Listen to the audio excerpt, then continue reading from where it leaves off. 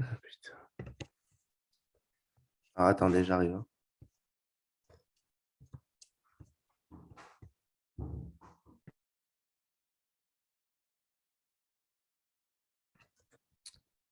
Ok. Vous m'entendez bien? Dilam? Ouais, ouais. Ok. Alors, déjà, je vais vous faire un petit rappel. Donc, déjà, bonjour à tous. Donc, je vais vous faire un petit rappel sur ce que je vous avais fait pendant le stage de révision. Donc, déjà, on a vu que le système nerveux, il est divisé en deux parties. Le système nerveux cérébrospinal, ok, et la deuxième partie que je vais vous faire aujourd'hui, qui est la plus dure, le système nerveux autonome ou végétatif. Donc, moi, je vous avais fait déjà le système nerveux cérébrospinal, je vous avais fait la moitié. Dans le système nerveux cérébrospinal, on a le système nerveux central et le système nerveux périphérique. Ok, donc jusque-là, je ne vous apprends rien, je vous l'ai dit déjà. Dans le système nerveux central, je vous fais un petit rappel, il est divisé en deux parties, la moelle spinale, la moelle épinière. Ce qu'il faut retenir surtout dans la moelle spinale, dans la moelle épinière, c'est que la substance grise, elle est centrale, la substance blanche, elle est périphérique. Ensuite, donc ça, c'est la première partie du système nerveux central qu'on appelle aussi le névrax. La deuxième partie, c'est l'encéphale. L'encéphale, trois parties, tronc cérébral, cervelet, cerveau, et le tronc cérébral lui-même divisé en trois parties, mésencéphale, pont et moelle allongée. Juste si vous avez une question, vous la posez parce qu'on n'est pas beaucoup sur le live, donc pas la peine je sais pas, parce que pas la peine d'écrire sur le groupe parce que je vois pas en fait. Donc si vous avez une question, vous la posez. Alors, donc ça, c'est les trois parties, enfin les deux parties du système nerveux central. Et donc tout ça, c'est entouré par les méninges. Les méninges, vous avez dit durmère, arachnoïde, pimaire. Il faut savoir que entre la pimaire et l'arachnoïde, il y a le cavum subarachnoïdien dans lequel circule le liquide céphalorachidien. Donc, le liquide céphalorachidien, voilà, c'est pour amortir les chocs et donc pour la protection de l'encéphale.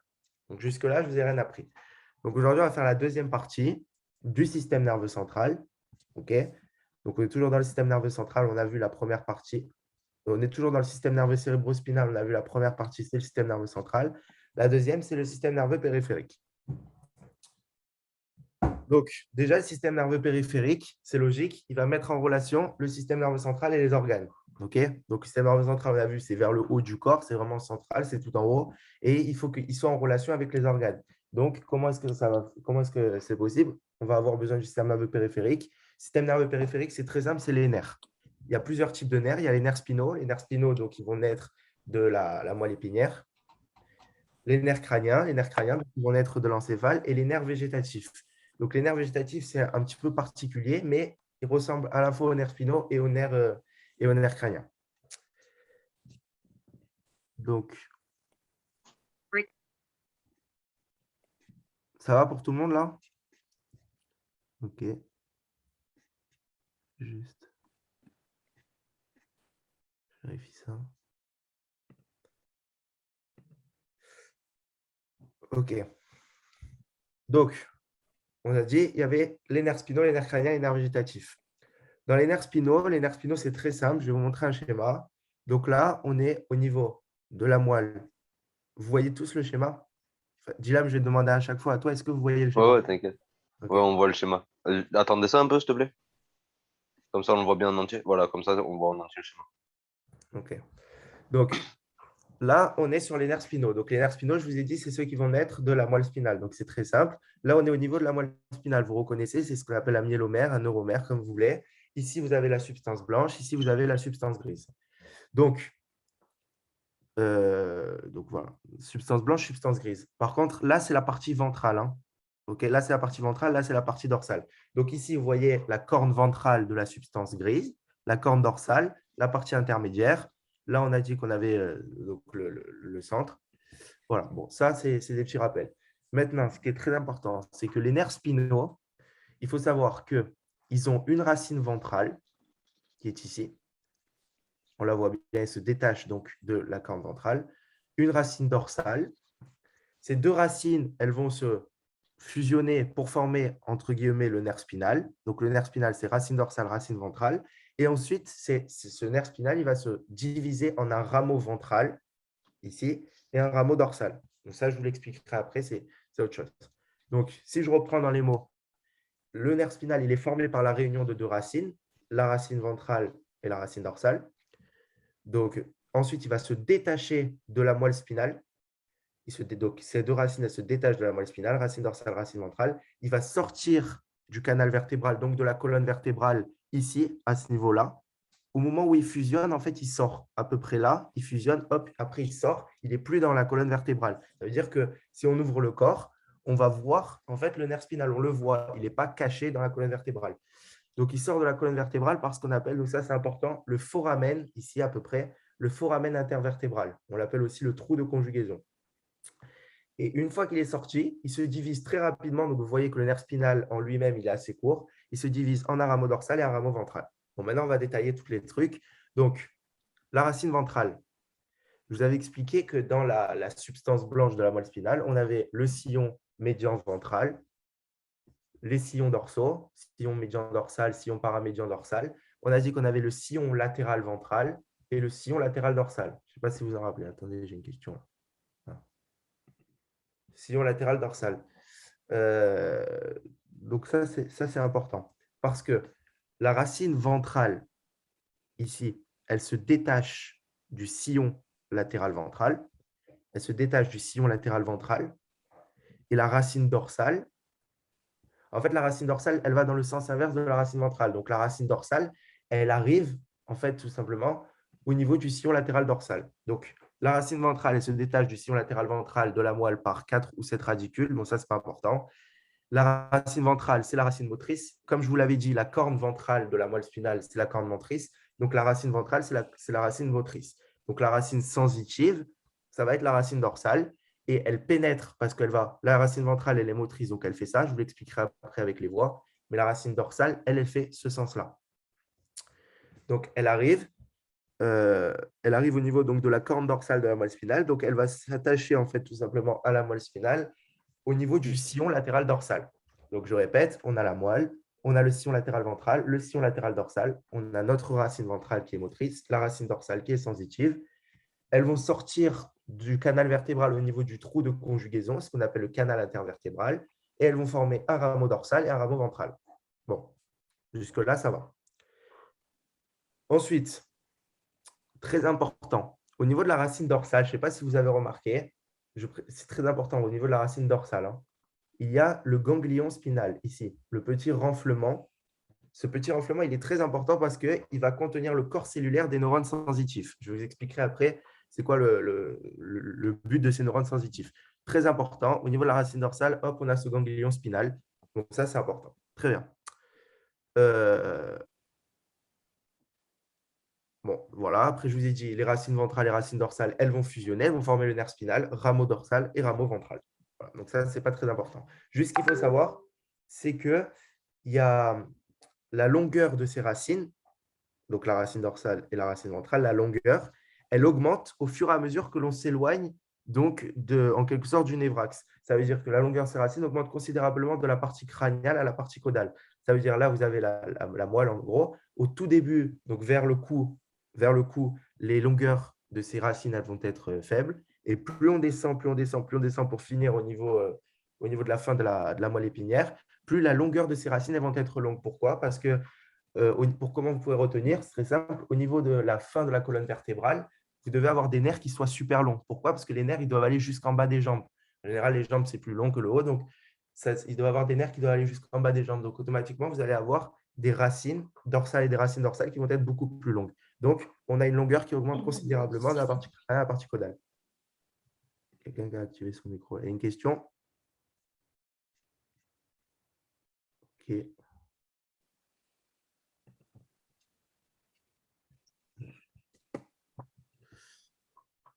Ok. Donc là, je vous ai expliqué, toujours, hein, système nerveux cérébrospinal, première partie, système nerveux central. Là, on est dans le système nerveux périphérique. Dans le système nerveux périphérique, on va connecter le système nerveux central avec les différents organes. On a besoin de nerfs. Le premier nerf que je détaille, c'est le nerf spinal. Le nerf spinal, je vous ai dit, qui va naître de la moelle épinière. On a une racine ventrale, une racine dorsale qui vont fusionner, qui vont sortir pour former en fait le nerf spinal au niveau du canal du foramen intervertébral, trou de conjugaison, qui vont séparer un rameau dorsal et un rameau ventral. Après, je vous ai dit, au niveau de la racine dorsale, on a un ganglion spinal qui contient le corps cellulaire des neurones sensitifs. Après, si vous avez bien compris le premier cours que je vous avais fait, le corps cellulaire des neurones moteurs, les motoneurones, il est au niveau de la corne ventrale de la moelle spinale, de la substance grise. Alors que là, le corps cellulaire des neurones sensitifs, il est au niveau de ce ganglion spinal. Bon, ça, vous verrez à la fin, c'est la partie la plus compliquée. OK, donc maintenant, je vous ai dit, il se sépare en un rameau ventral et un rameau dorsal. Donc, on a ces deux rameaux. Ces rameaux, ils sont importants. Déjà, le rameau dorsal, il est beaucoup plus petit que le rameau ventral. Bon, là, on ne le voit pas bien sur ce schéma. Le rameau dorsal, il est grêle. Il est beaucoup plus petit, en fait, tout simplement que le rameau ventral. Et, voilà. Et il va se distribuer aux muscles et à la peau de la partie dorsale du thorax. Donc, on est au niveau du thorax. La peau, en fait, au niveau du dos et les muscles au niveau du dos vont être innervés par ce rameau dorsal. OK? Donc déjà, au niveau de ces nerfs, à l'intérieur de ces nerfs, on a des neurones, hein. J'espère que tout le monde est d'accord avec ça.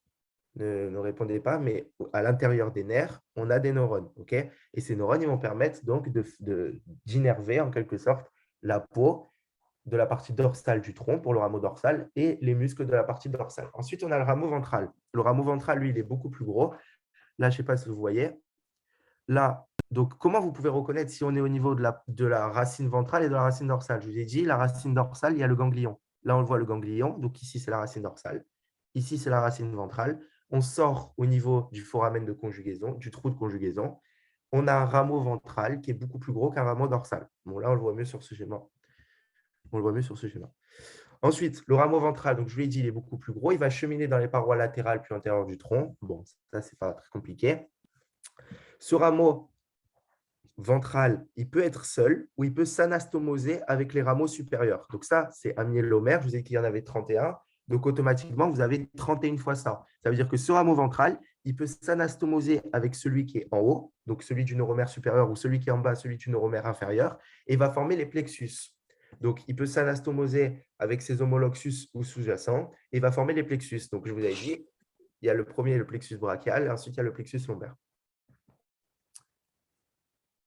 Donc, ça, c'est super important, hein, les rameaux. Le rameau dorsal, il est grêle. La peau de la partie dorsale du tronc et les muscles. Et lui, c'est vraiment, il va cheminer dans les parties antérieures et dans les parties latérales du thorax. Et il peut être seul ou il peut s'anastomoser. Donc, il innerve la paroi antérolatérale du tronc, donc antérieure, parce que la partie dorsale, je vous ai dit, c'est le rameau dorsal, et la partie latérale du tronc, il innerve aussi les membres. Ensuite, très important, on voit que ce rameau ventral, il va donner, ici, je sais pas si ça marche quand je zoome, il va donner ce rameau-là. Ça, c'est ce qu'on appelle un rameau communicant. Ce rameau communicant, il est très important parce que ça va faire le lien avec le système nerveux autonome. Donc là, il y aura un lien grâce à ça entre le système nerveux central et le système nerveux autonome. Donc la deuxième partie du cours.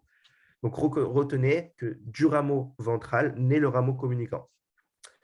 Et enfin, aussi du rameau ventral, ici, je ne sais pas si vous voyez en 14, va naître la racine, je vous l'ai marqué là, la racine spinale du nerf qui assure l'innervation des méninges. Donc là, on a une racine, c'est ce qu'on appelle la racine spinale du nerf qui assure l'innervation des méninges. Donc là, vous avez les méninges, hein. Hop, vous avez les méninges là. Et le rameau ventral, il va donner un rameau spinal, il va donner la racine spinale du nerf qui assure l'innervation des méninges. Et donc, c'est le nerf méningé. Donc, on a le nerf méningé. Le nerf méningé, il assure l'innervation des méninges. Et qui c'est qui va lui donner cette racine? Donc, le nerf, en fait, il va cheminer, les neurones du nerf méningé vont cheminer à l'intérieur et ils naissent, en gros, du rameau ventral. Donc, il y a un peu de vocabulaire dans cette deuxième partie, mais il faut bien comprendre les bases, parce que ça, c'est facile. Et la suite, c'est un peu plus dur.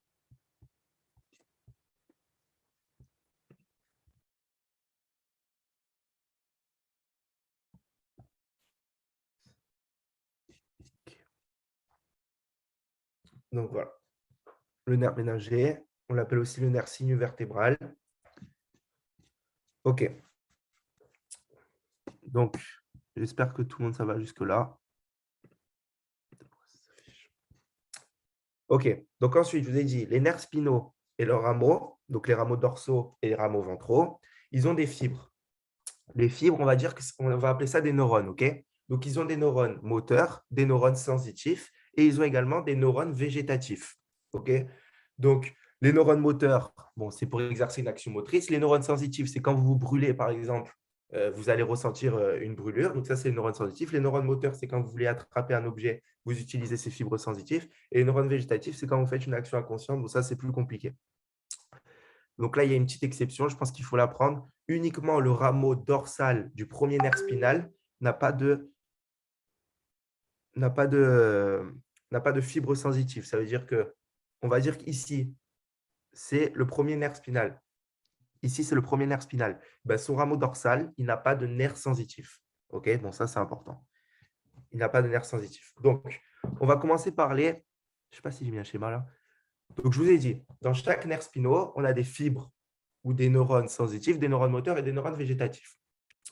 Donc là, on va commencer par les fibres somatiques motrices, donc c'est-à-dire les neurones moteurs. Les neurones moteurs, je ne sais pas si vous connaissez la voie motrice. La voie motrice, elle part du haut et elle va vers les muscles. Là, vous allez la voir. La voie motrice, on part d'un cortex et on va vers l'extérieur. Donc là, vous avez le myélomère, on va vers l'extérieur. Par contre, la voie sensitive, on part de l'extérieur et on va vers le cortex. Okay, donc ça, retenez bien. Ça, retenez bien. Donc, automatiquement, comme je viens de vous le dire, puisque la voie motrice, on part du haut, on va vers le bas, les fibres motrices au niveau de ce nerf spinal, donc les fibres motrices, elles sont efférentes. Efférentes, c'est l'inverse d'afférentes. Afférentes, ça veut dire qu'elles arrivent. Donc là, elles sont efférentes et elles sont centrifuges. Efférentes, centrifuges. C'est quoi cette barre-là? Bref, elles sont efférentes centrifuges. Centrifuge, ça veut dire qu'elles s'éloignent du centre. Ça, c'est le centre.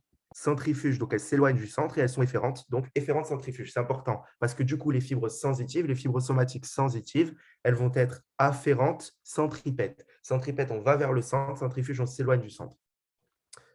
Donc, après, je vous ai dit d'où vont naître les fibres, les nerfs, en gros, les nerfs moteurs, les fibres somatiques motrices. Donc, elles naissent des corps cellulaires du motoneurone. Le corps cellulaire du motoneurone, je vous ai dit qu'il était au niveau de la corne ventrale de la moelle spinale, donc de la substance blanche de la moelle spinale, situé dans la corne ventrale de la substance grise, donc de la moelle.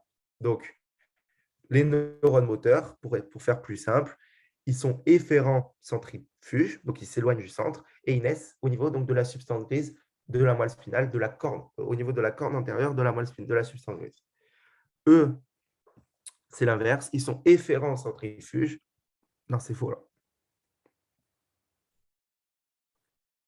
Ah oui, merde, c'est là.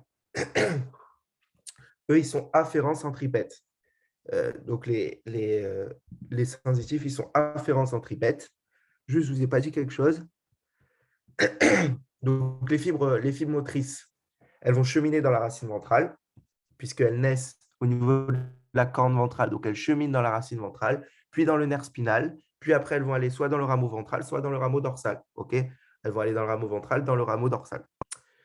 À la fin, ces fibres motrices, donc ces nerfs moteurs, le but d'une innervation motrice, c'est d'aller vers un muscle. Okay, donc, à la fin, une fois qu'elles ont cheminé dans le rameau ventral, dans le rameau dorsal, elles vont arriver au niveau du muscle, on va dire que le muscle il est ici, et elles vont former ce qu'on appelle la jonction axone-effecteur. Effecteur, c'est le muscle, c'est ce qu'on appelle une plaque motrice ou une terminaison neuromusculaire. Ça, c'est super important. Vous avez votre nerf, donc si je récapitule, au niveau de chaque nerf spinaux, ici, on a des neurones moteurs, des neurones sensitifs, des neurones végétatifs. Le neurone moteur, il naît ici, il est efférent centrifuge, donc il s'éloigne d'ici, il va cheminer dans la racine ventrale, puis dans le rameau antérieur, dans le rameau postérieur, il arrive au niveau du muscle, c'est la jonction axone, parce que vous savez comment c'est formé un neurone. Un neurone, on a les dendrites, on a le centre, donc on a les dendrites ici, on a le centre, je vous ai dit qu'il était ici, et ensuite on a un axone très très long qui peut faire jusqu'à 2 mètres même. Il va finir au muscle. Au niveau du muscle, on a la jonction axone-effecteur. Et donc, ça, c'est ce qu'on appelle une terminaison neurosynaptique. Neuro, parce que c'est des neurones, neuromusculaire, pardon, parce que c'est les muscles. Donc, il va avoir une action trophique sur le muscle, c'est-à-dire qu'il va énerver le muscle. Soit il va lui dire de se contracter, soit l'inverse. Donc, ça, c'était le premier truc. Après, chaque motoneurone innerve. Donc, chaque motoneurone ici peut innerver jusqu'à 200 muscles. Donc, on peut avoir jusqu'à 200 terminaisons synaptiques pour un même muscle. Jusqu'à 200 fibres musculaires. Voilà. Ensuite, donc là, je vous ai parlé des neurones moteurs. on a également les neurones sensitifs.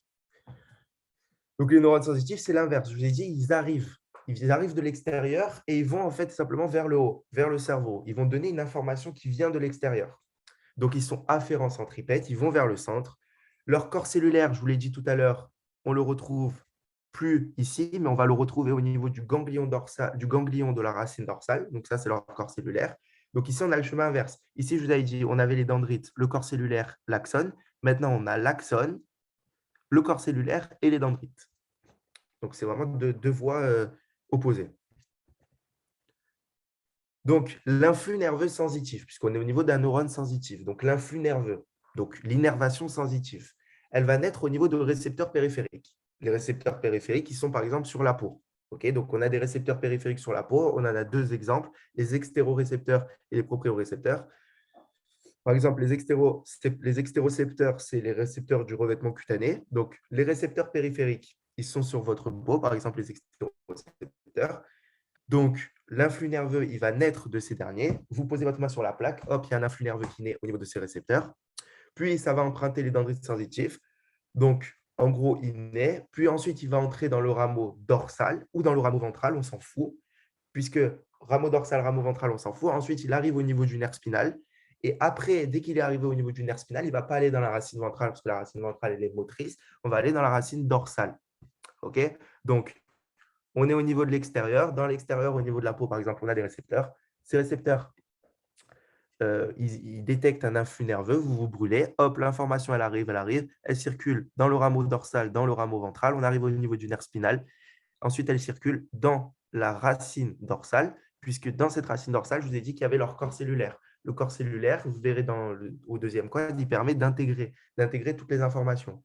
En fonction de ce qu'il intègre, après, il va délivrer une information au cerveau. Le but, c'est soit pour le moteur, on part du corps cellulaire, on va vers l'extérieur, soit on arrive vers le corps cellulaire pour aller vers le cerveau.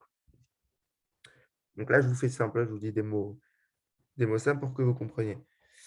Donc ensuite, je vous ai dit de ce ganglion spinal. Donc une fois qu'on arrive au ganglion spinal, de ce ganglion spinal va partir l'axone, parce que je ne sais pas si vous connaissez, je vous ai dit que c'était on retrouvait le corps cellulaire des neurones sensitifs. Les neurones sensitifs, ils ont une forme, je ne peux pas dessiner là.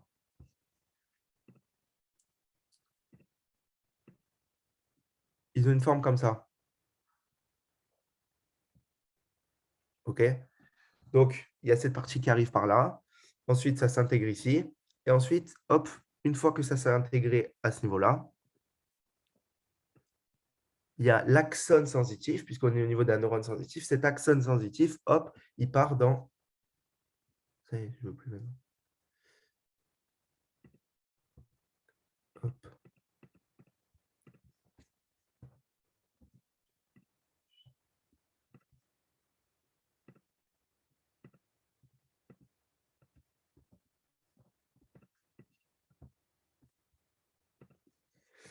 OK, donc l'axone sensitif. Ensuite, une fois que tout ça, ça a été fait, hop, ça je l'ai dit. Donc, du ganglion spinal, ensuite, on a l'axone sensible ou l'axone sensitif, c'est pareil. Il va cheminer donc, du coup, dans la racine dorsale. Il finit son chemin. Donc, une fois qu'il a été là, hop, l'axone sensitif, il chemine dans la racine dorsale et après, il peut se terminer.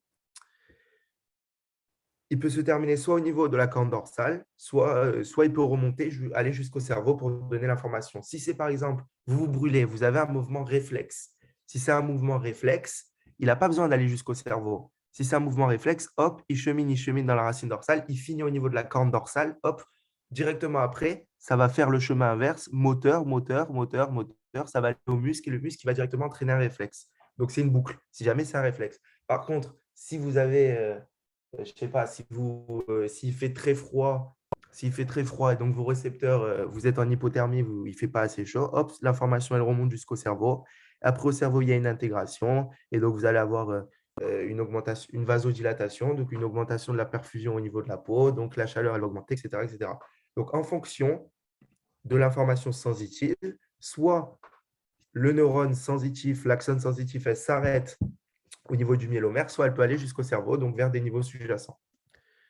Donc ensuite, je vous avais expliqué pour les neurones, pour les fibres somatiques sensitives, on avait donc le point de départ, ce n'était pas le cerveau, ce n'était pas la corne ventrale de la racine pour les neurones moteurs du motoneurone, c'est les récepteurs périphériques. Les récepteurs périphériques, on a les extérocepteurs. Les extérocepteurs, c'est du revêtement cutané, donc c'est ceux que vous avez sur votre peau. Et les propriocepteurs, donc c'est les récepteurs au niveau duquel prend naissance la sensibilité profonde. Donc ça, c'est les récepteurs de l'appareil locomoteur, sensibles aux variations de pression, à la douleur, à l'étirement, à la tension, à la chaleur aussi. Donc ça, c'est la sensibilité plus profonde. En général, les extérocepteurs, on va voir que le neurone sensitif va finir son chemin au niveau de la moelle épinière, il ne va pas aller jusqu'au cerveau. Pour les propriocepteurs, il va avoir besoin d'aller jusqu'au cerveau parce que c'est vraiment une sensibilité profonde.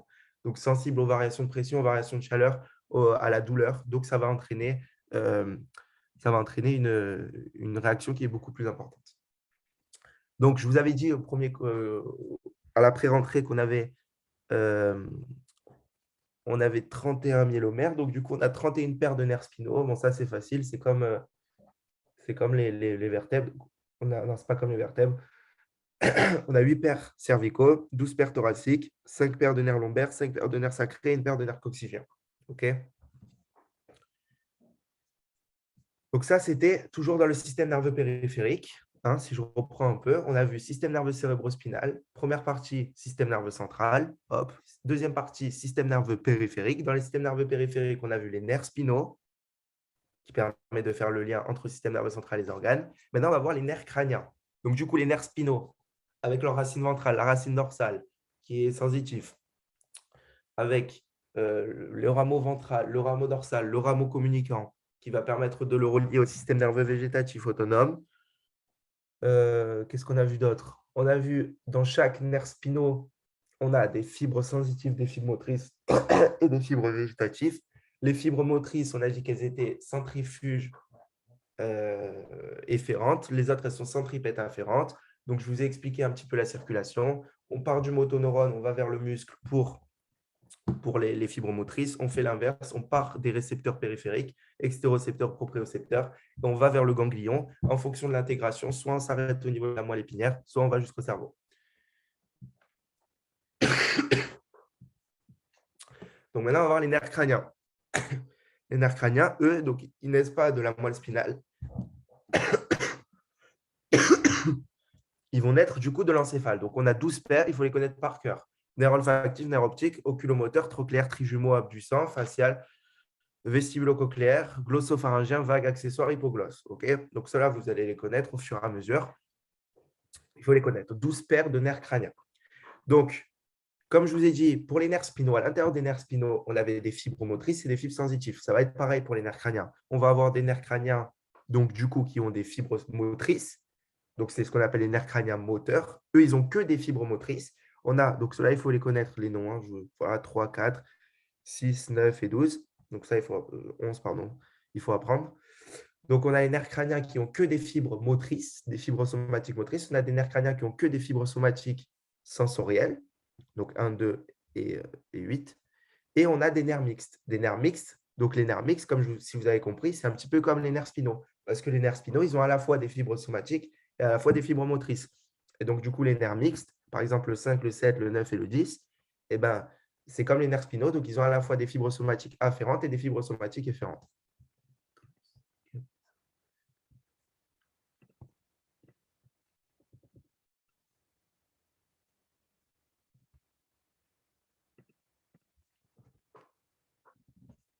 OK. Donc, jusque-là, je ne vous ai rien expliqué de faux. Donc, des nerfs crâniens moteurs, des nerfs crâniens sensitifs et des nerfs crâniens mixtes. Activez vos micros et dites-moi si jusque-là, ça va. Si je ne vais pas trop vite. Ouais, ça va. Oui, ça va. Ouais, jusque-là, ça va. Oui, ça va, ça va. Parfait. OK. Bon, on va continuer. Je ne sais pas comment on enlève ça. Ah, voilà. OK. Donc là, on est toujours au niveau des nerfs crâniens moteurs, sensoriels, mixtes. Qu'ils soient moteurs, sensoriels ou mixtes, tous les nerfs crâniens, c'est très important ça, j'aurais dû mettre en gras. Tous les nerfs crâniens, ils ont une origine réelle, une origine apparente, un trajet intracrânien, un trajet extracrânien et une terminaison avec un territoire de distribution périphérique. Donc, on va tout détailler. L'origine réelle, c'est quoi? L'origine réelle, c'est au niveau du noyau du nerf crânien. Chaque nerf crânien a une origine réelle. L'origine réelle, si vous voulez faire plus simple, c'est le noyau du nerf crânien, c'est-à-dire le centre d'intégration un petit peu de tout ça. Donc, par exemple, pour un nerf crânien moteur, pardon, oui, donc l'origine réelle, je vous ai dit, c'est le noyau des nerfs crâniens. Pour les nerfs crâniens moteurs, dans cette origine réelle, donc dans ce noyau, donc au niveau du noyau des nerfs crâniens moteurs, comme je vous l'avais dit, comme au niveau de la corne ventrale de la moelle épinière, on va retrouver le corps cellulaire des motoneurones. Donc, c'est un petit peu un noyau d'origine, c'est un noyau moteur. Au niveau du noyau d'un nerf crânien sensoriel ou sensitif, on a les terminaisons des fibres sensorielles sensitives. Donc, en gros, là, vous avez un nerf crânien moteur. OK? Vous avez un nerf crânien moteur. Au niveau, il y a toujours une origine réelle. L'origine réelle, c'est le noyau de ce nerf crânien moteur. OK? À l'intérieur de ce noyau nerf crânien moteur, à l'intérieur, on va avoir le corps cellulaire des motoneurones. C'est logique parce que de ce corps cellulaire des motoneurones va partir l'information qui va aller jusqu'à je ne sais pas où, parce que par exemple, il va aller jusqu'à votre langue pour dire à votre langue de se lever ou de s'abaisser. Okay? Donc, nerf crânien moteur. Ensuite, donc là, on va vers ce sens-là. Ensuite, c'est l'inverse. Si on avait un nerf crânien sensoriel ou sensitif, il a reçu une information de l'extérieur et donc, du coup, hop, il va aller vers son noyau, vers son origine réelle. Il va aller vers son origine réelle. Donc, il va aller vers son origine réelle dans cette flèche-là. Parce que dans cette origine réelle, qu'est-ce qu'on va retrouver? C'est ce que je viens de vous dire, la terminaison des fibres sensorielles ou des fibres sensitives. Donc, ça, c'est un noyau d'origine parce que c'est de là qu'on part. Ça, c'est un noyau de terminaison parce qu'on arrive ici. OK? Donc, ça, il faut bien le comprendre. Ce n'est pas très facile, mais il faut comprendre. Il faut comprendre, en fait, surtout pour la dernière partie, le système nerveux végétatif autonome avec les différentes voies. OK. Donc là, on a vu l'origine réelle. L'origine réelle, c'est le noyau en quelque sorte. On a le noyau des nerfs crâniens moteurs. Donc, du coup, on a le corps cellulaire des motoneurones, le noyau des nerfs crâniens sensitifs. Donc, c'est la terminaison des fibres des neurones sensitifs, entre guillemets, la terminaison des neurones en T. OK. Ensuite, on a l'origine apparente. L'origine apparente, donc les noyaux, en fait, ils sont vraiment à l'intérieur. Par exemple, le noyau du nerf trijumeau, il est vraiment à l'intérieur du pont. OK, on ne le voit pas. Par contre, l'origine apparente, on l'appelle également l'émergence, c'est le point où le nerf se détache de l'encéphale. Donc, comme le plus gros, par exemple, c'est le nerf trijumeau, on voit très bien que son origine apparente, c'est au moment où il se détache. Ah, voilà, très bien. Là, c'est l'origine apparente, par exemple, du nerf trijumeau. C'est au moment où il se détache de l'encéphale. Là, c'est l'origine apparente du nerf oculomoteur, du nerf trochléaire, du nerf hypoglosse, du nerf vague, etc. etc. Donc, ça, c'est lui, l'hypoglosse, pardon. Donc, ça, c'est important. C'est l'origine apparente, c'est là où on va se détacher. Et donc, cette origine apparente, elle est soit antérieure. Là, vous voyez qu'eux, ils se détachent de la partie antérieure. Elle peut être aussi latérale. Et il y a une exception, c'est le seul, où l'origine apparente, elle est dorsale. Je ne sais pas si vous vous rappelez, il est derrière, c'est le nerf trochléaire, le nerf 4, où l'origine apparente, elle est dorsale. Donc, le moment où on se détache de l'encéphale, l'origine apparente, soit elle est antérieure, soit elle est latérale. Donc là, il détaille les nerfs. Mais bon, si vous les connaissez, au bout d'un moment, vous allez connaître, vous n'avez pas besoin de ça. Et il n'y a qu'une seule exception, c'est le 4, le seul nerf dont l'origine apparente, elle est dorsale, au-dessus des colliculus inférieurs. Donc là, je n'ai pas un schéma à vous montrer, mais voilà, au-dessus des colliculus, au-dessous, pardon. Ouais, au-dessous. Donc après, voilà, il donne un petit peu d'exemples. Par exemple, au niveau de l'étage pontique, on a le nerf 5. Au niveau de l'étage mésencéphalique, on a le 3, on a le 2. Au niveau de la jonction, je ne sais plus si vous vous rappelez, bulbo-pontique, ici, on a, il me semble, 6, 7 et 8. Voilà, sillon bulbo-pontique, 6, 7 et 8. Et après, au niveau de la moelle allongée, on a l'hypoglosse, on a le pneumogastrique, le nerf accessoire, etc., etc. Donc, on a vu l'origine réelle. Donc, l'origine réelle, c'est les noyaux. L'origine apparente, c'est de là où on va se détacher de l'encéphale.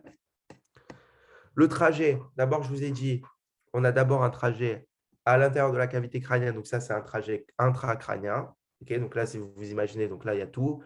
Tout autour, j'ai le crâne. À l'intérieur, quand ils vont cheminer ces nerfs, c'est un trajet intracrânien. Ils vont être entourés par les méninges. Donc, c'est très important, entouré par les méninges. Puis, je ne sais pas si vous avez une idée de la forme du crâne là. Au niveau de la forme du crâne, par exemple, vous avez le trou occipital. Le trou occipital au niveau de l'arrière du crâne. Donc ça, c'est ce qu'on appelle un foramen. Par exemple, il y a certains nerfs qui vont sortir de la boîte crânienne, par exemple par des foramen. Okay, donc, qui traversent ensuite la base du crâne au niveau d'un foramen. Un exemple de foramen, c'est le trou occipital. C'est le trou qu'on a au niveau de la base du crâne. Donc, ils sortent du crâne. Ensuite, ils sont à l'extérieur du crâne, ils vont avoir un trajet extracrânien. Et le trajet extracrânien va permettre de l'amener au niveau de son territoire de distribution. Et donc, après, on a un territoire de distribution périphérique. Donc, le nerf, il va se terminer soit donc, les nerfs crâniens, en général, ils ne vont pas aller très loin. Ils vont rester au niveau de la face, au niveau du thorax maximum. De l'abdomen et du pelvis, c'est très rare. L'abdomen et le pelvis, c'est plutôt pour les nerfs parasympathiques. Le nerf pneumogastrique, je ne sais pas si vous connaissez, vous avez déjà entendu parler. Le nerf 10, il est très long.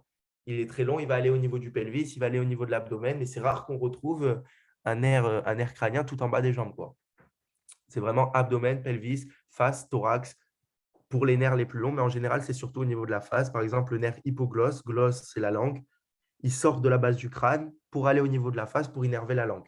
Okay, donc, lui, vous imaginez, il sort par un trou. Hop, il arrive au niveau de la face. Donc là, vous avez la face et il va innerver la langue. Donc, ça, c'est très important. C'est vraiment un point commun à tous les nerfs crâniens, qu'ils soient moteurs, sensitifs ou mixtes. On aura une origine réelle avec les noyaux. Une origine apparente, c'est le point, c'est l'émergence. On aura un trajet intracrânien plus un trajet extracrânien qui va lui permettre de l'amener à son territoire de distribution périphérique, sa terminaison qui est la face, le thorax, l'abdomen ou le pelvis. Donc là, on a enfin fini le système nerveux cérébrospinal avec le système nerveux central et le système nerveux périphérique qui permet de faire le lien entre les organes et ces derniers. Donc, système nerveux périphérique, on a vu les nerfs crâniens et on a vu les nerfs spinaux. Maintenant, on rentre dans la partie un peu plus compliquée.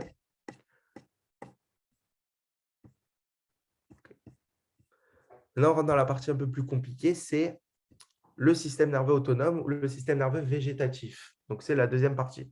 Je vous ai dit que le système nerveux cérébrospinal, il va régler la vie de relation. Donc, quand je veux attraper un objet, quand je veux faire ça, quand je veux faire ci, quand je veux faire ça. Le système nerveux autonome ou végétatif, il va régler la vie végétative, c'est-à-dire tout ce qu'on ne va pas contrôler. Par exemple, la motricité des fibres musculaires lisses. Vos fibres musculaires lisses, par exemple, au niveau des artères. Les artères, parfois, elles vont se contracter, parfois, elles vont se relâcher. Si vous avez une vasodilatation, elles vont se relâcher. Une vasoconstriction, elles vont se contracter. Donc, ça veut dire qu'il y a des fibres musculaires lisses. Lisses, ça veut dire qu'ils ne dépendent pas de la volonté. Donc, qui contrôle? Est-ce que c'est vous qui décidez que vos artères, elles s'ouvrent, vos artères, elles se ferment, elles se contractent, je ne sais pas quoi? Non, c'est le système nerveux autonome végétatif. Donc, il commande la motricité, ouvrir, fermer, vasoconstriction, vasodilatation des fibres musculaires lisses. Mais des fibres musculaires lisses, par exemple des viscères ou des vaisseaux. Il y a pas mal de viscères qui sont contrôlés par des fibres musculaires lisses. Par exemple, la vessie. Non, pas la vessie. Je n'ai pas d'exemple en tête, mais les urtères, par exemple. Les urtères. Donc, on arrive au niveau des reins. Au niveau du rein, on va fabriquer l'urine. L'urine, elle passe dans les urtères. Et à la fin des urtères, l'urtère, pour propulser l'urine dans la vessie, on a besoin d'une contraction. Ce n'est pas vous qui allez décider de faire passer l'urine de vos urtères à la vessie. Vous êtes d'accord? Donc, vous avez besoin de contraction. Donc, la contraction va se faire grâce au système nerveux autonome ou végétatif. La sécrétion glandulaire, quand vous allez, par exemple, transpirer, ça veut dire que votre corps il est trop chaud, vous devez évacuer cette chaleur. Ce n'est pas vous qui allez décider de transpirer. Ok, bon, je pense que vous avez compris. L'innervation trophique des organes somatiques, par exemple, l'innervation des os, des ligaments, etc. Bon, bref, c'est le système nerveux autonome, le système nerveux végétatif.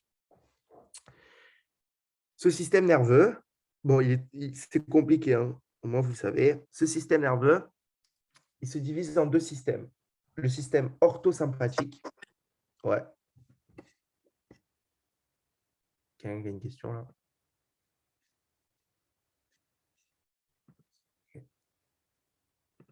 Donc, on a le système nerveux. On a le système orthosympathique et le parasympathique. L'orthosympathique, on va dire que, je ne sais pas comment vous pouvez retenir, mais lui, il va vraiment contracter un petit peu. Donc, il est vasoconstricteur.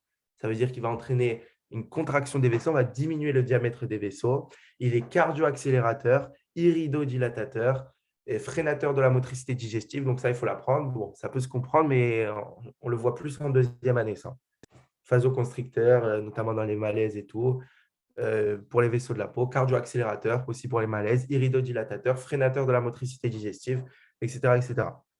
Le parasympathique, il a l'effet inverse. Donc, c'est complètement deux voies opposées, l'orthosympathique et le parasympathique. OK? Ça, il faut bien ils sont antagonistes. Donc, on a des centres. On a des centres nerveux. Comme pour les nerfs spinaux, le centre, c'était soit la corne ventrale avec le soma des motoneurones, soit le ganglion dorsal pour les neurones sensitifs. Ensuite, je vous ai dit, pour les nerfs crâniens, on avait un centre. Le centre, c'était le noyau de ces nerfs crâniens. À chaque fois, on a des centres nerveux. Ces centres nerveux pour le système nerveux autonome, orthosympathique ou parasympathique, ils sont sous la dépendance de l'hypothalamus. L'hypothalamus, c'est un ensemble de noyaux. C'est le cerveau végétatif.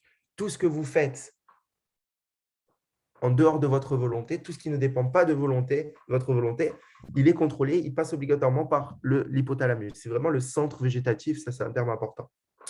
Et l'hypothalamus, il est lui-même sous la dépendance du cortex cérébral au sens. Donc, au niveau de ces centres nerveux, pour le système nerveux orthosympathique, les centres, ils sont tous situés dans la moelle osseuse. C'est super important. Et ces centres, ils sont au niveau de la base, de la corne ventrale, de la moelle spinale, du myélomère C8 au myélomère L2, donc pas tout. Alors, comment je peux vous expliquer ça? Je vous ai dit, on a besoin d'un centre. On est au niveau de l'orthosympathique. Pour l'orthosympathique, ces centres, ils sont tous au niveau de la moelle épinière. Donc, vous imaginez qu'il y a les 31 là. Une meilleure mère chez moi. Donc, vous imaginez qu'il y a les 31 là. OK. Non, pas bon ce schéma.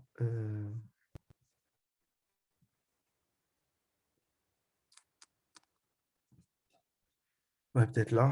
Donc, vous imaginez que là, il y a les 31. Donc, pour la moelle, pour le système orthosympathique, les centres intégrateurs, ils sont tous médulaires.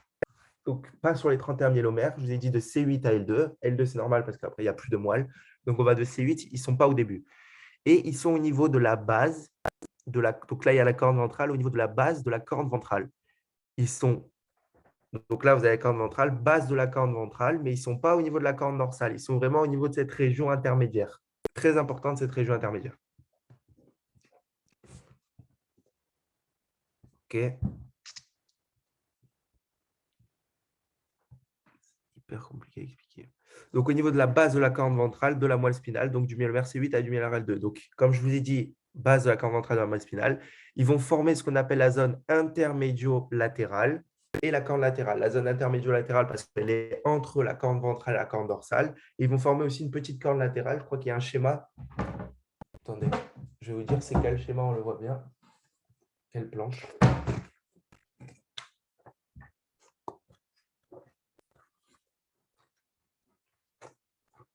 Vous pouvez le voir sur la planche. Voilà. Sur la planche 87, coupe transversale de la moelle, vous voyez que vous avez la corne ventrale, la corne dorsale. Au niveau de la base de la corne ventrale, vous avez la zone intermédio-latérale et une petite corne sur le côté, ce qu'on appelle la corne latérale. Voilà. Donc, à ce niveau-là, on a les centres nerveux, les centres intégrateurs du système nerveux orthosympathique, de C8 à L2. Okay, et donc, à partir de ces centres, ils vont commander tous les téguments et tous les viscères de la face du cou, du thorax et de la cavité pelvienne.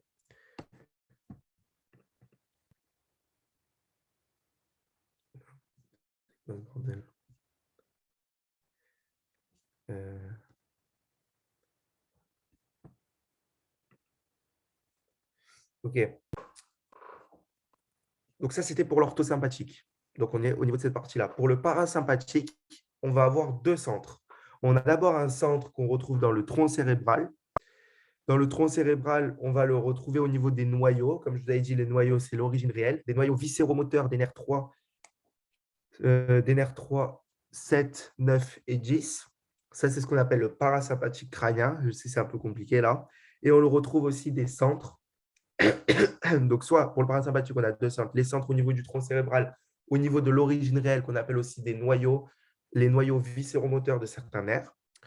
C'est ce qu'on appelle le parasympathique crânien, mais on a aussi le parasympathique sacré qu'on va retrouver au même endroit que pour l'orthosympathique, mais à des emplacements précis. Donc, dans la colonne intermédio-ventrale, pas intermédio-latéral, intermédio-ventral de la moelle sacrée, de S2 à S4. Donc, ça, c'est ce qu'on appelle le parasympathique sacré. Et donc, ils vont assurer l'innervation des viscères pelviens. Donc ça, si vous n'avez pas forcément compris, ce n'est pas grave. Il faut juste retenir qu'on a des centres intégrateurs, des centres nerveux. Pour l'orthosympathique, on est vraiment au niveau de la moelle épinière, on est au niveau de la moelle osseuse, on est au niveau de cette zone intermédio-latérale. Pour le parasympathique, on a deux endroits. On a le tronc cérébral au niveau des noyaux des nerfs, au niveau des noyaux viscéromoteurs des nerfs crâniens, ou au niveau des centres médulaires sacrés, centre tronc cérébral, centre médulaire sacré, la colonne intermédio-ventrale de la moelle sacrée de S2 à S4. Ça, c'est ce qu'on appelle le parasympathique sacré. Ça, c'est le parasympathique crânien. Bon, ce n'est pas le plus important. Le plus important, voilà, c'est cette partie. C'est la dernière partie. Il faut bien le comprendre. Donc, en vrai, ça, c'est pas super important. Ça, c'est pas super important, non. En gros, ça, je vais vous l'expliquer là. Ça, je vais vous l'expliquer là. Donc, comme je vous l'ai dit, par exemple, pour l'orthosympathique. L'orthosympathique, le centre, il était là. Vous voyez là le petit bout qui dépasse? C'est ça, le truc latéral là. Là, la zone intermédio-latérale. Donc, il est là, le centre. Donc, maintenant, il y a les nerfs qui sont ici et tout. Pour le parasympathique, comment ça va se passer? Ce nerf, s'il est moteur, il va cheminer dans la corne ventrale, puis au niveau du nerf spinal, puis on avait dans le rameau ventral.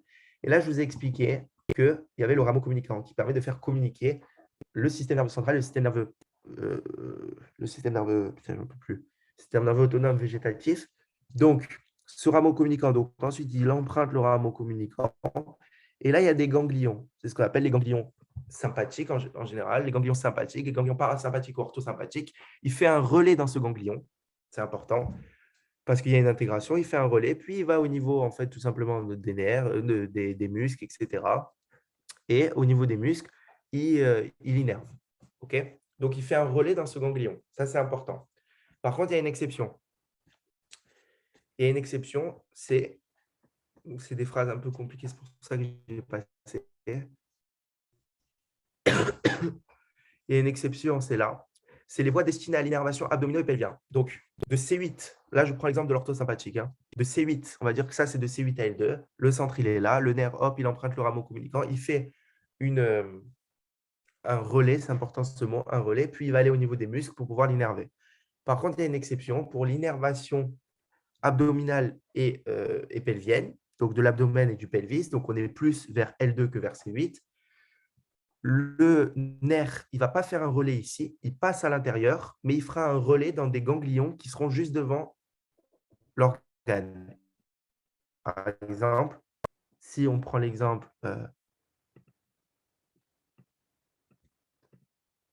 si on prend un exemple ici, vous avez un organe, un muscle par exemple qu'on retrouve au niveau de la partie abdominale. Lui, il va passer à l'intérieur. Hop, il passe à l'intérieur, il ne fait pas de relais. Il arrive. À ce niveau-là, on va avoir un ganglion. Là, il va faire relais. Donc, relais, il y a des informations qui partent dans tous les sens. Et ensuite, il va l'innerver. C'est la seule exception. Ça, ne le retenez pas, juste c'était pour vous expliquer la phrase quand vous lirez le cours. Ce n'est pas très important. Il faut retenir juste que soit il y a un relais dans cette chaîne latérovertébrale, parce que c'est des deux côtés de la moelle épinière, on a ces chaînes latérovertébrales, soit on a un relais dans ces ganglions latérovertébrales, soit on a un relais juste avant la viscère. Donc, ça, ce n'est pas très important. Juste la partie la plus importante, c'est les grandes voies de la motricité. Non, c'est les grandes voies de conduction. Donc, vous savez que les voies de conduction, je vous l'ai expliqué, ça fait 50 fois depuis le début du cours, on a 3 neurones. On a le neurone afférent, celui qui arrive, c'est ce qu'on appelle l'estésionneur. Donc, lui, il conduit les informations depuis les récepteurs périphériques jusqu'à la corne dorsale de la moelle. Donc, c'est le neurone en fait sensitif. Le neurone afférent, c'est le neurone sensitif. Il est centrifugé, il va vers le centre. On l'appelle l'estésionneur. Il prend les informations depuis les récepteurs périphériques et il les amène au niveau de la corne dorsale avec un relais, bien évidemment, dans le ganglion spinal de la racine dorsale. Ensuite, on a le neurone efférent. Donc, lui, ce n'est pas l'estésionneur, c'est le motoneurone. Donc, lui, c'est le neurone moteur. Lui, il naît de la corne ventrale de la moelle spinale et lui, il va commander la réponse motrice de l'effecteur périphérique. OK?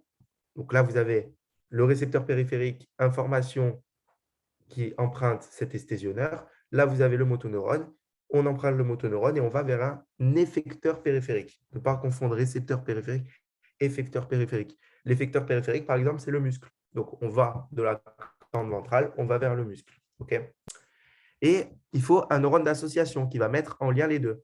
Donc, comme je vous ai expliqué, si on est dans le cas d'un réflexe, par exemple, on se brûle. Hop, l'information sensitive, elle arrive, rameau dorsal. Hop, on arrive ici au niveau de la corne dorsale. Ici, on aura donc le troisième neurone qui est le neurone d'association. Le neurone d'association qui va faire le lien du coup entre cette partie-là et cette partie-là. On arrive ici au niveau du corps cellulaire du motoneurone et hop, on fait le chemin inverse pour dire au muscle de se contracter et d'enlever la main du feu. Donc, ce n'est pas très compliqué ça. Donc, ça, c'est les trois, types de neurones qu'on a. Donc, maintenant, on a les voies ascendantes. Comme je vous avais expliqué, quand on est dans le cas de la sensibilité ou pour les voies sensorielles, c'est pareil. On va utiliser la voie ascendante, c'est-à-dire qu'on part de l'extérieur, on va vers le cerveau. Quand on est de la motricité et on va étudier les voies. Donc, on va comment arriver. Si vous avez compris, voilà, la motricité, on parle du cerveau, on va l'effecteur périphérique qui est le Alors, je sais pas si c'est moi, hein, mais ça bug tard c'est au les niveau de la voix. descendants volontaires automatiques. Ok, la motricité.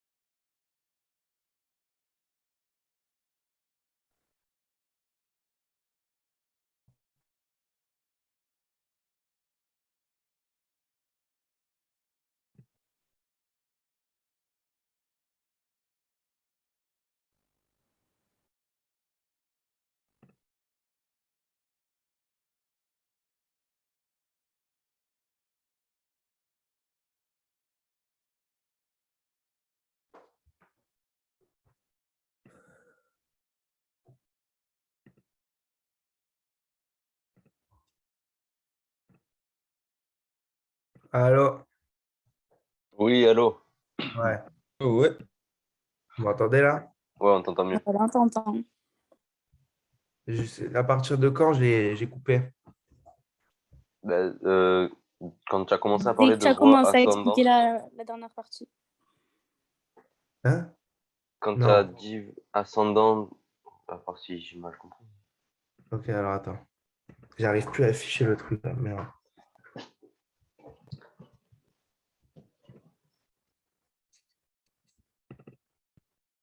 C'est bon là? Ouais. Ouais.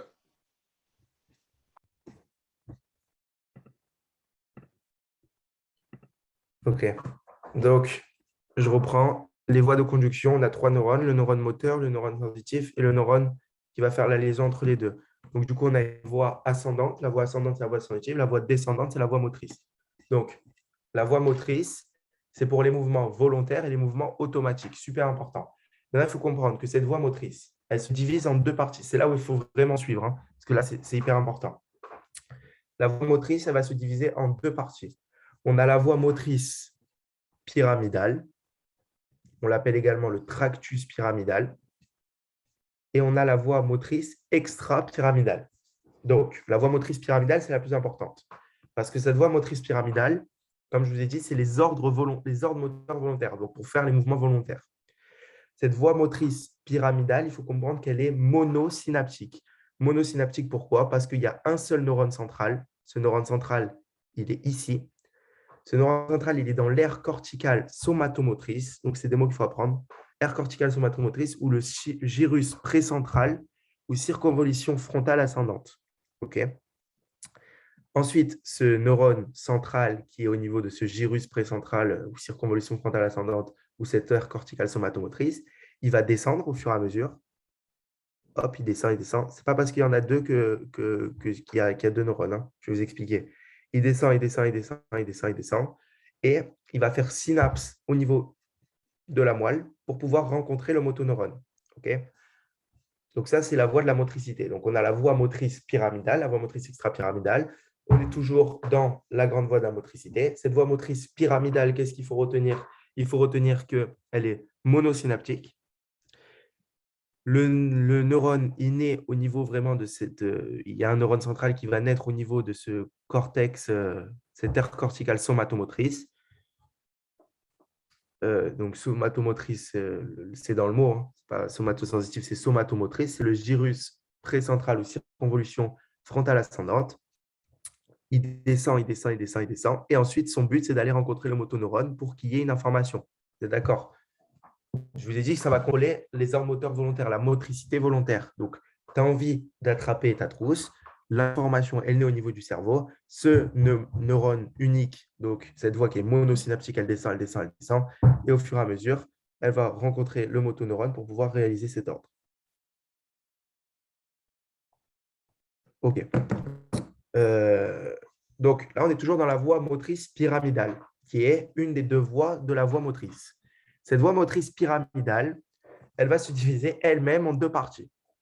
On a le tractus corticospinal qui va lui-même se diviser en deux parties, le tractus corticospinal latéral, le tractus corticospinal ventral, et le tractus corticonucléaire. Bon, on est toujours dans la voie motrice pyramidale. Première partie, c'est le tractus corticospinal. Le tractus corticospinal, c'est que ce neurone, en fait, il va se terminer au contact des motoneurones. Voilà, c'est juste ça qu'il faut retenir. Il va se terminer au contact des motoneurones. Donc ça, c'est le tractus corticospinal. Pourquoi? Parce que cortex, spinal, moelle spinale, donc facile à retenir. Tractus corticospinal, il se termine au niveau des motoneurones. Et le neurone, pendant ce trajet, il va se diviser en deux parties à ce niveau-là. À ce niveau-là, au niveau de la moelle allongée, là vous le voyez, ça c'est la moelle allongée, ça c'est le pont, ça c'est le mésencéphale.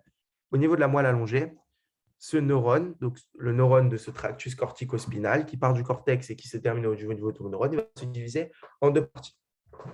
C'est pour ça qu'on a le tractus corticospinal latéral et le tractus corticospinal ventral. Le tractus corticospinal latéral, c'était 4/5 des fibres du faisceau corticospinal. Bon, ça, on s'en fout.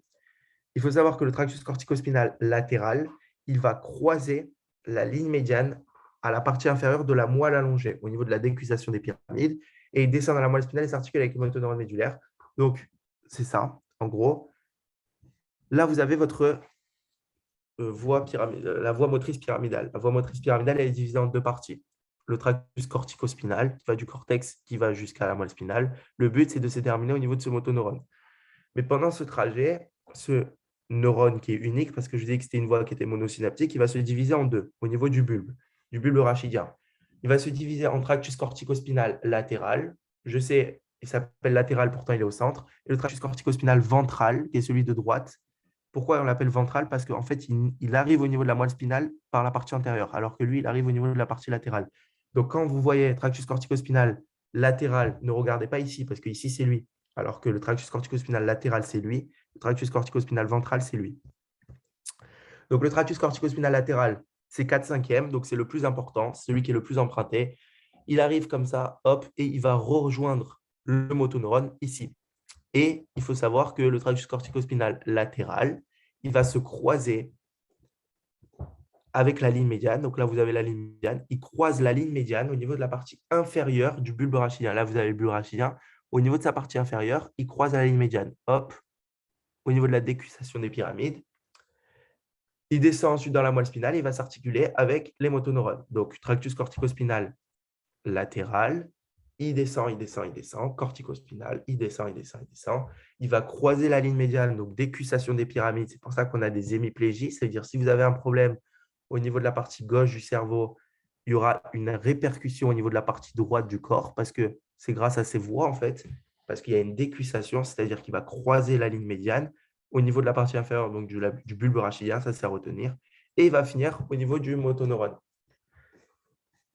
Ensuite, pour la voie du coup corticospinale, le tractus corticospinal ventral, donc lui, c'est à peu près la même chose, sauf qu'il va croiser la ligne médiane à chaque étage. Ça veut dire qu'il décusse à chaque étage. Hop, il croise à chaque étage de la moelle spinale. Là, vous voyez ici, à chaque étage, dès qu'il arrive, il descend. Lui, il croise ici la ligne médiane. Lui, il va la croiser ici, la ligne médiane, pour se retrouver. Les deux, hein, ils vont se retrouver ici. J'espère que j'ai été clair pour tout le monde, parce que je sais que c'est un peu compliqué. Mais voilà, c'est la voie motrice pyramidale. Cette voie motrice pyramidale, il faut retenir qu'elle est monosynaptique.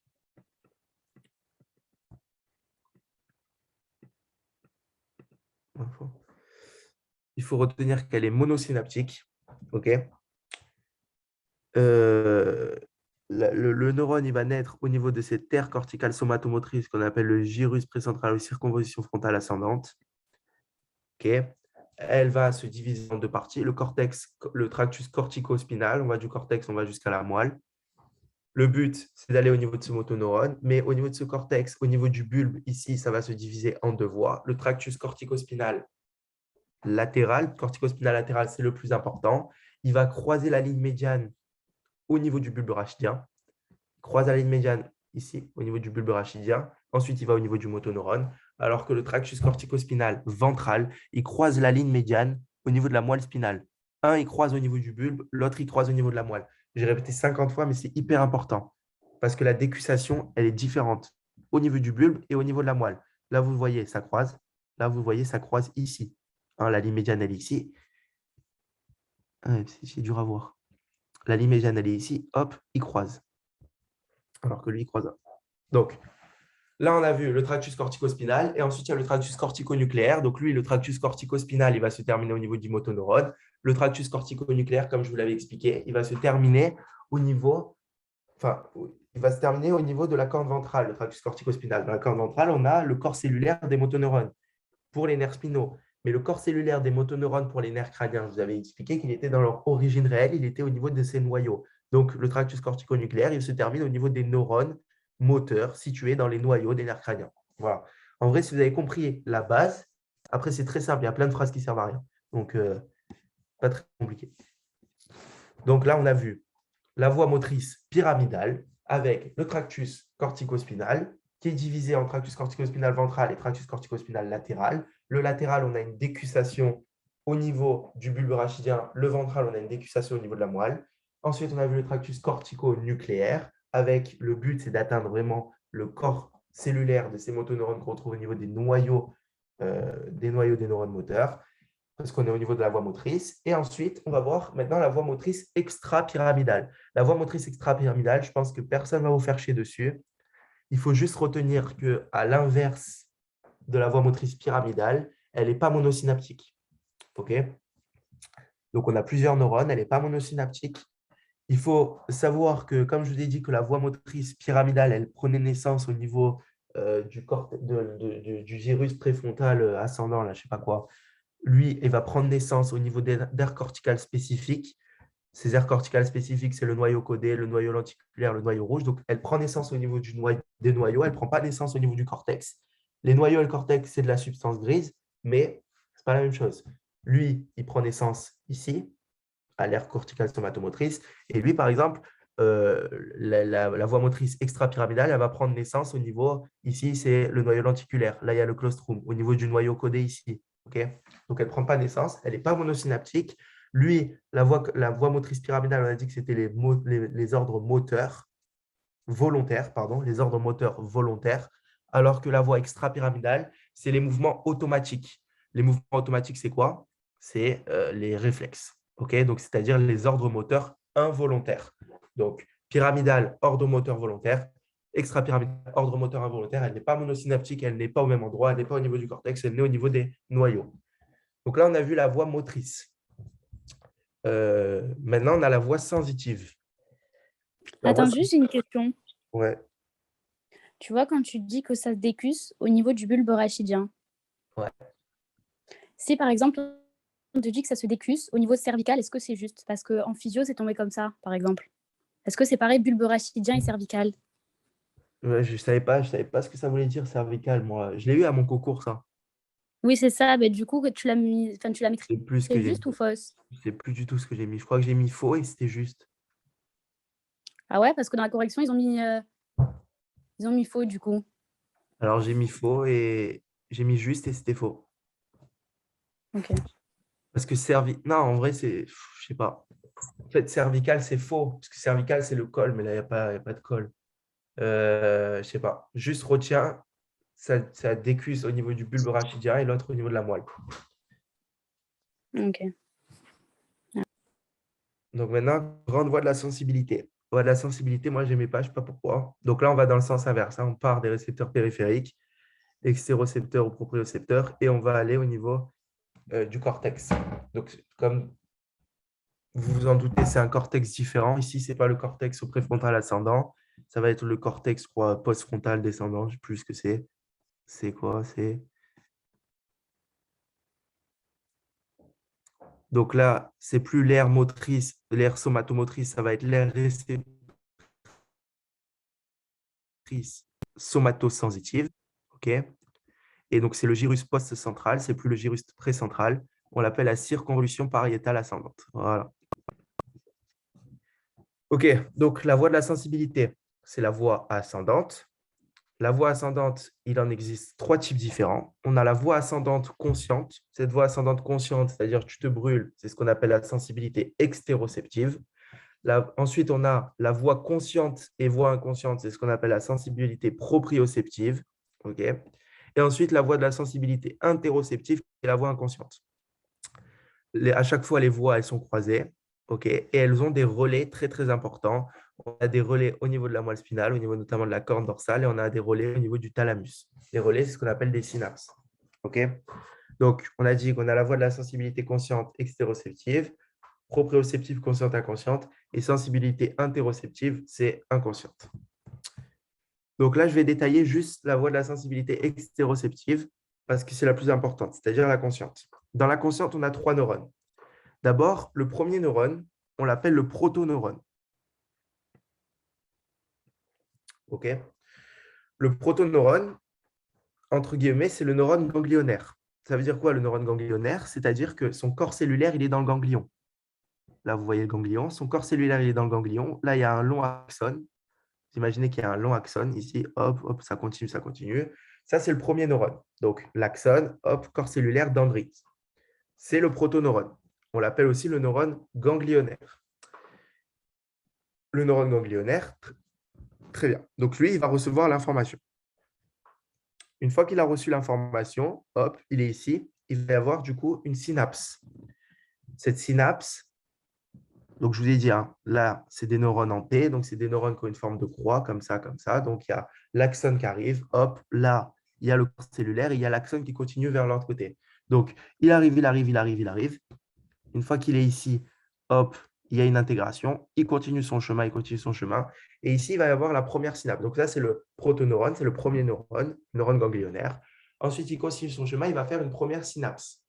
Cette première synapse, elle va se faire au niveau de l'apex de la corne dorsale, très important, au niveau de l'apex de la corne dorsale.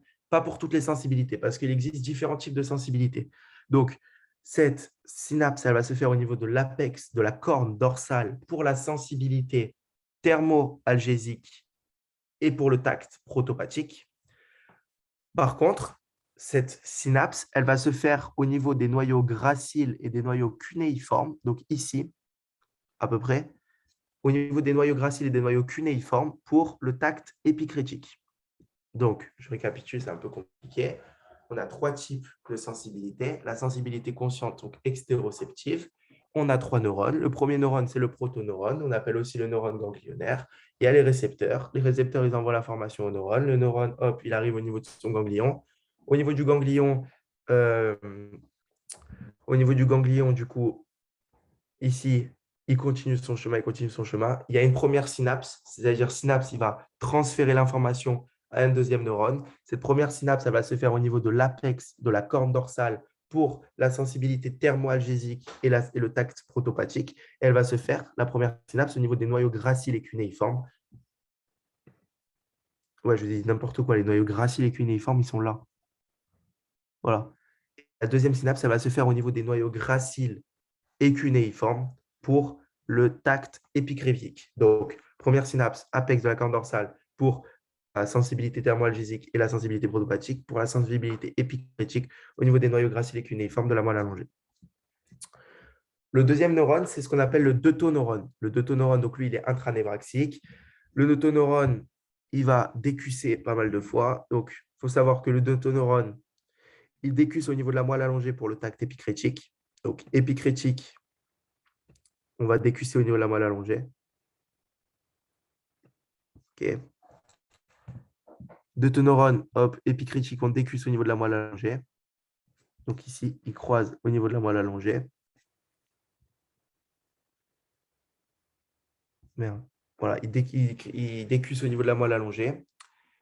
Et il décusse également à tous les étages de la commissure grise ventrale, à tous les étages de la commissure grise ventrale de la moelle spinale pour le tact protopathique. OK? Donc, c'est super compliqué. Soit le deuxième neurone, il va décusser au niveau de la moelle allongée pour le tact épicrétique, mais pour le tact protopathique, il va décusser à tous les étages de la commissure grise ventrale. La commissure grise ventrale, c'est en avant du canal éppendymaire, c'est ici. Soit on décusse ici à tous les étages pour le tact épicrétique, protopathique, soit on décusse au niveau de la moelle allongée pour le tact épicrétique. Okay. Donc ça, en gros, la voie motrice, je pouvais bien vous l'expliquer parce que voilà, c'était plus facile. La voie sensitive, c'est beaucoup de trucs à apprendre. La deuxième synapse, elle se fait au niveau du thalamus. Donc, la première synapse, on l'a vu soit ici, soit au niveau des noyaux graciles et cunéiformes. La deuxième synapse, elle va se faire ici pour les 3 voies, au niveau du thalamus pour les 3 voies, pour les 3 sensibilités, donc pour le tact épicrétique, pour le tact protopathique et pour la sensibilité thermoalgésique. Et donc, le troisième neurone, on l'appelle protoneurone, deutoneurone. Et ensuite, le troisième neurone, c'est le neurone thalamocortical. Pourquoi? Parce qu'on a vu la synapse, elle se fait au niveau du thalamus. Donc, il faut un neurone qui va du thalamus jusqu'au cortex. Donc, le troisième neurone, c'est le neurone thalamocortical. Ce neurone thalamocortical, donc, il va se terminer, comme je vous ai dit tout à l'heure, au niveau du cortex cérébral, homolatéral au relais thalamique. C'est très important, ça. C'est-à-dire qu'il n'y a pas de décussation. Ça veut dire que si le relais thalamique il va se faire dans le thalamus gauche, on va se terminer au niveau du cortex gauche. Il n'y a pas de décussation. Ce n'est pas de là, on va aller jusqu'à là-bas. On ne traverse pas deux hémisphères. Donc, il va se terminer au niveau du cortex cérébral homolatéral au relais thalamique. Relais thalamique ici, homolatéral, on est ici. Et donc, le cortex, je vous l'ai dit tout à l'heure, à la différence de l'autre, elle s'appelle l'aire réceptive somatosensitive et non pas somatomotrice. C'est le gyrus post-central et non pas pré-central. C'est la circonvolution pariétale ascendante et non pas descendante. C'est descendante l'autre. Oula. Circonvolution frontale. Alors, attends.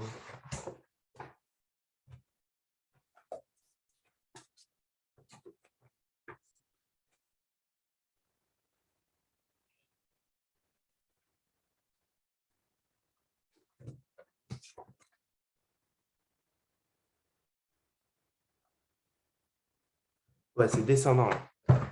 Là, c'est descendant du coup. Et donc là, c'est la circonvolution frontale ascendante puisque c'est la voie ascendante. Donc là, je vous ai dit que c'était la première sensibilité, la sensibilité consciente, la sensibilité extéroceptive. On a également la sensibilité proprioceptive, la sensibilité interoceptive. La sensibilité proprioceptive, on a 2 types, conscient et inconsciente. Les voies conscientes, elles ressemblent un petit peu au tact épicrétique. Donc, si on fait un récapitulatif du tact épicrétique, on avait vu, pour le tact épicrétique, on a une décussation à tous les étages de la commissure grise ventrale pour le deuxième neurone. Pour le tact épicrétique, on a vu qu'on avait pour la première synapse, on la faisait au niveau des noyaux graciles et des noyaux cunéiformes. Donc, pour la partie consciente de la sensibilité proprioceptive, ça ressemble un petit peu au tact épicrétique. Pour la sensibilité proprioceptive inconsciente, c'est exactement la même chose, sauf qu'avant de faire un relais dans le thalamus, on va faire un relais dans le cervelet. Cervelet qui sera ici. Donc, relais dans le cervelet, et ensuite relais thalamique, et ensuite cortex cérébral homolatéral au relais thalamique. Voilà. Donc, si quelqu'un a une question, il n'y a pas de souci. Sinon, voilà, c'est terminé.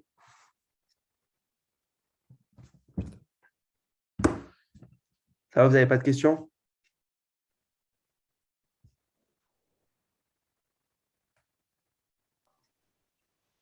Bon, Merci. Visiblement pas de questions. Merci, c'était cool.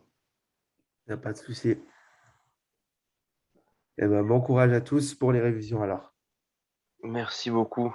Allez, Je vous souhaite une bonne Merci. après-midi et Merci. un bon appétit à pas manger. bye.